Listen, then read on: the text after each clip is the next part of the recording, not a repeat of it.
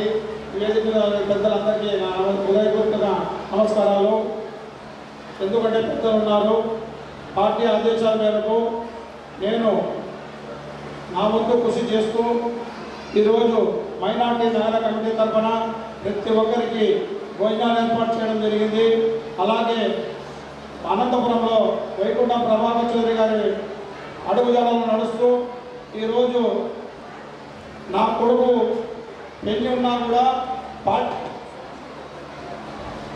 Party కోసం ప్రజలు పిల్లలు భవిష్యత్ బాగుండాలనే ఆలోచనతోనే తెలుగుదేశం పార్టీలో అడుగుజాడలో నడుస్తూ ఈరోజు నా కొడుకు పెళ్లి కూడా అనుకోకుండా వారం రోజుల నుంచి పార్టీ కార్యక్రమాల గురించి పని చేస్తున్నాను. ప్రతి ఒక్కరు పెద్దలకు కూడా, నాయకులకి, కార్యకర్తలు కూడా అందరికీ నన్ను మన్నించి మీరు కూడా రేపు నా కొడుకు నికాకి ప్రతి ఒక్కరు పాల్గొనాలని ఈ వేదిక ద్వారా కోరుకుంటున్నాను.